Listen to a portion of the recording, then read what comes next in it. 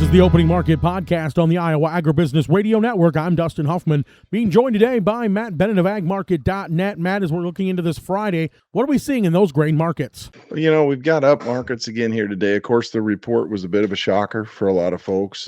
Came in with lower yields, both corn and beans, but more acres, and so I would call that report neutral to bearish beans and, of course, friendly corn. I mean, whenever you start dissecting this thing, I'll tell you throw 2 straight years of big-time acreage, and actually the 2 biggest yields we've ever seen in the U.S., and you're whittling down stocks. And so not only are you whittling down stocks in the U.S., but world stocks-to-use ratio just continues to decline. And so I'll tell you what, it's in my opinion, we're set up here to where we really need big production. You need big production out of South America. You need big production out of North America. And this is at a time when we all know the growers have scratched their heads trying to figure out if they can make money planting corn. So, it's a tough time to expect that kind of production. And so the only way you slow down demand, Dustin, is you either severely outpace it with supply, which we've not been able to do, or you're going to have to take prices higher. And so, I kind of feel good about where we're at. It's a tough time of year to expect a rally going into harvest, but hey,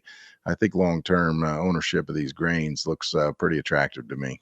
And, looking at the weather situation we got right now, we were talking before we went on the air here.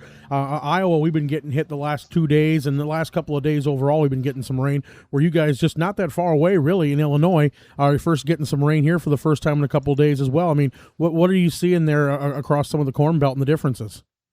Yeah, I mean, that's a great question. And so I've been out with doing Technology Days the last 2 weeks. So I've been over a pretty good chunk of this Corn Belt.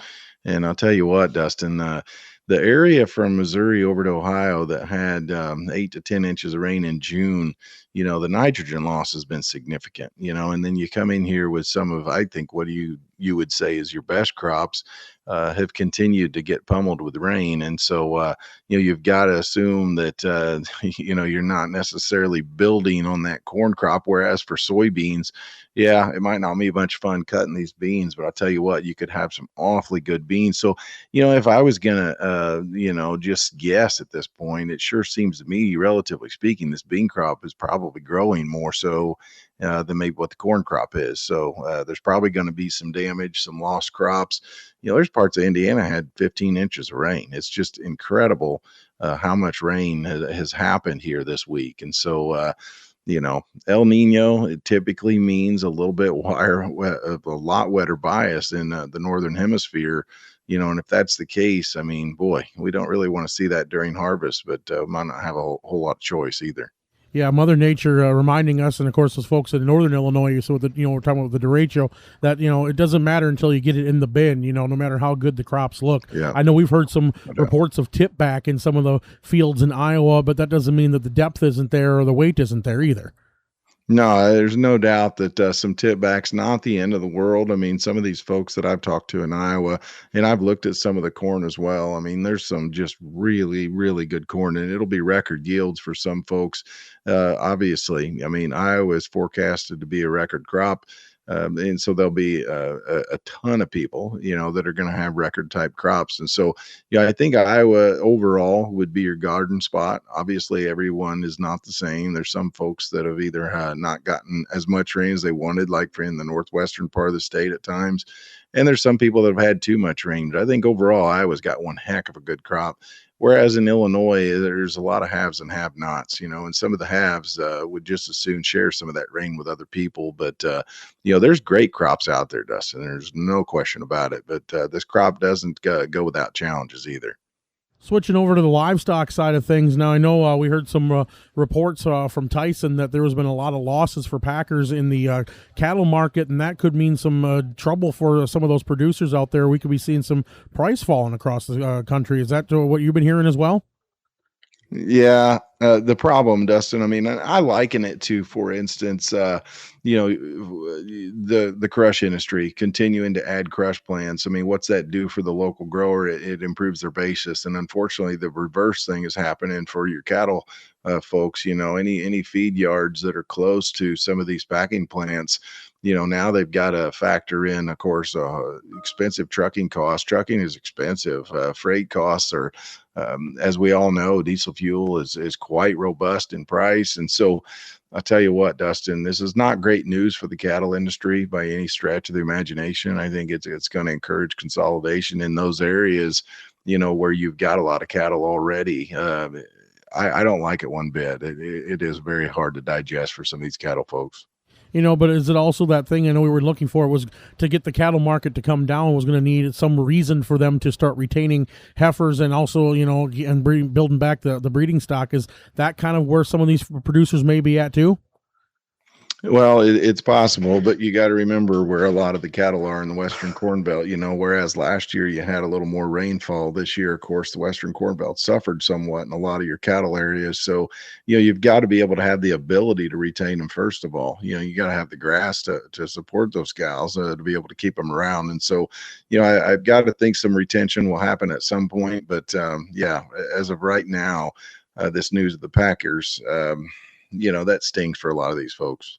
Then moving on to the hog side of things, I know hogs have been kind of quiet compared to what cattle's been seeing for volatility, but now, starting off the day down triple digits here. What are we looking at into this weekend? Yeah, I mean, you look at hogs and the chart definitely looks fairly rough. I mean, your hog prices are $7-8 off the highs here. You're down in the 70s and 80s across the board. Don't see any triple digits like we've seen a lot of times in the last couple of years. But, in my opinion, some of that replacement mentality, it kind of goes away whenever you take the shine off fat cattle prices. And so you don't have that support coming over to help hogs. And overall, right now, you got to hope hogs can kind of hold in here because whenever you look on the chart, if you would go down another couple, $3, you'd be testing some really strong support. And if you break that support, boy, I would be worried that we'd open the door to more selling. All right. Well, if folks want to look at some of the intel you guys have and some of the things that you guys are watching at AgMarket.net, what's the best way for them to get that information?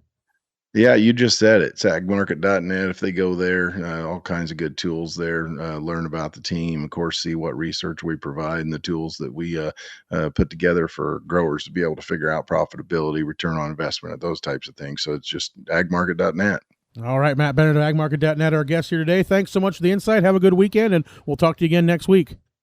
Absolutely, bud. You as well. That again was Matt Bennett of AgMarket.net. Let's run down the opening markets. September corn up 5.5 at 453.5. December new crop up 6 at 478 even. September beans up 7.5 at 1173.5. November new crop up 6.25 at 1188.5. Soy meal up $4.60 at 312 even per ton. Soy oil down 23 cents at 68.56. Chicago wheat up 17 3/4 at 670.5.